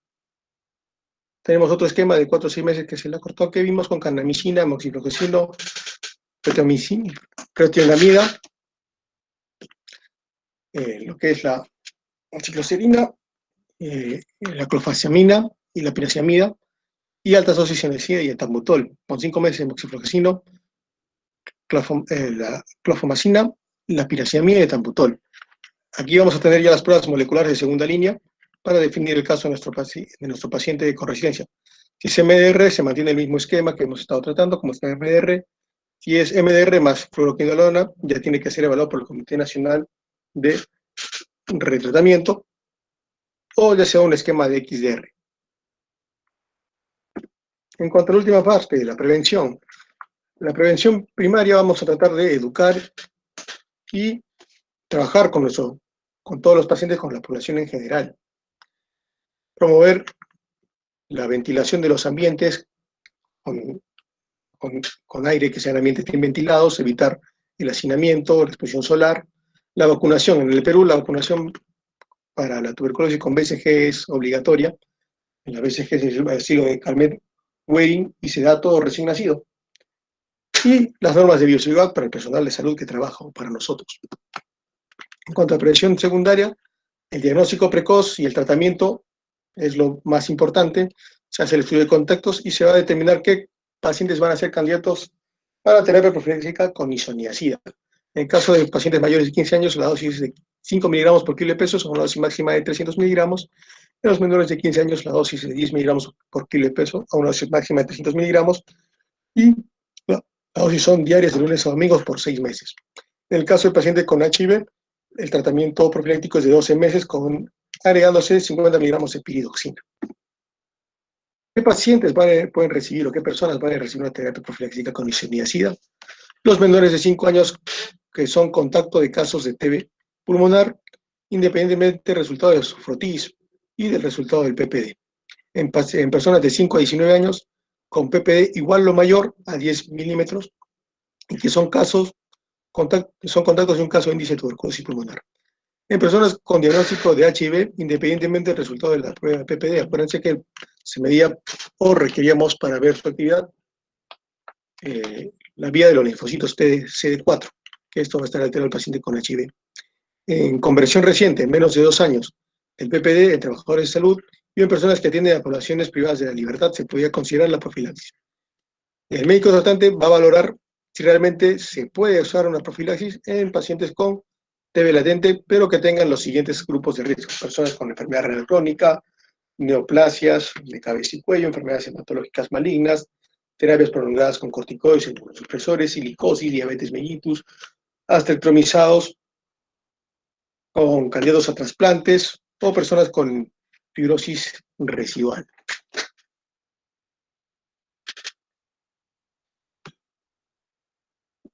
En cuanto a quienes no van a estar indicada la terapia, pacientes con pacientes con resistencia a la isoniazida o pacientes contacto de pacientes con MDR. Los pacientes no pueden ser candidatos porque ya son resistentes a isoniazida. Personas que han recibido tratamiento TB, exceptuando los pacientes que tengan VIH. Pacientes que ya hayan recibido un tratamiento para tuberculosis no tienen indicación de profilaxis. O pacientes con hepatopatía que hayan tenido una reacción adversa a la isoniazida severa, daño hepático secundario a este fármaco. En cuanto al tratamiento, ¿cuánto es la dosis? Si el paciente no es sintomático respiratorio y su prueba de PPD es mayor de 10 milímetros y su radiografía es normal o no hay ninguna lesión aparente, se puede utilizar terapia, en este caso, con isoniazida profiláctica, evaluando sus factores de riesgo, ¿no? Riesgo-beneficio. En caso de tener anormalidades en campos pulmonares, se va a solicitar vaciloscopía, cultivos y evaluación por especialidad. En caso de tener el PPD menor de 10 milímetros, Si es normal, no hay lesión aparente, repetir el PPD en 2 a 3 meses. Hay que tener cuidado porque el PPD puede tener efecto booster. Y quiere decir que si tú repites muy seguido, en menos de un año, puedes tener un efecto mayor de la medición sin en realidad tener un proceso de latente. En cuanto a si este PPD es menor de 10 milímetros, ya hay anormalidades en la radiografía de tórax, lo recomendable es solicitar su vaciloscopía y su evaluación neumológica completa. En caso de ser un sintomático respiratorio, con PPD mayor de 10 milímetros, vaciloscopía negativa y radiografía normal sin lesión aparente, se puede indicar la terapia preventiva con isoniazida, evaluando riesgo-beneficio. En cuanto a las comorbilidades, si ya vemos que este paciente tiene ya alteraciones radiográficas, se va a solicitar su vaciloscopía, su cultivo y su evaluación neumológica. Si tiene menos de 10 milímetros su PPD y su vaciloscopía inicial es negativa, se va a solicitar su radiografía. Si es normal, cuando hay lesión aparente, se puede repetir el PPD de 2 o 3 meses, igual teniendo cuidado con el efecto booster. Y si es negativo, y ya su radiografía ya hay comorbilidades, hay anormalidades pulmonares, se va a utilizar la vaciloscopía, su cultivo y su evaluación neumológica. Estos son los textos revisados. Recordar que hay que pensar en tuberculosis en estos determinados síntomas: tos, pérdida de peso, escalofríos, dificultad respiratoria, si hay antecedente de contacto tuberculoso, dolor de pecho, PPD positivo, sudoración nocturna, pérdida de apetito, hemoptisis, malestar, debilidad, fatiga, todos una radiografía normal, falta de aire, dificultad para ganar peso, una reacción tuberculina positiva, piensen en tuberculosis. El 24 de marzo es el Día Mundial de la Lucha contra la Tuberculosis y hay que tener cuidado con automedicarse. Siempre recordar que el paciente que está en fase activa de tuberculosis tratar de usar mascarilla para evitar contagio y diseminación. Eso sería todo por la clase un poco larga del día de hoy. ¿Tienen preguntas?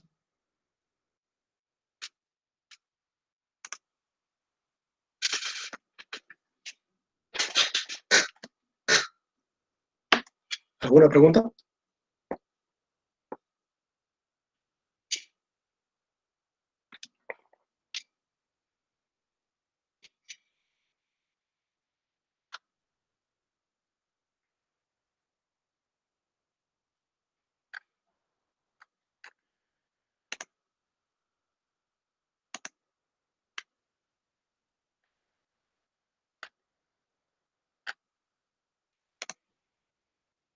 Bien.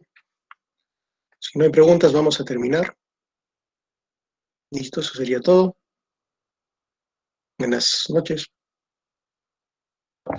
Hasta luego, doctor. Buenas noches. Hasta luego, doctor. Buenas noches. Hasta luego, doctor. Hasta luego, doctor. Hasta luego. Hasta luego, doctor.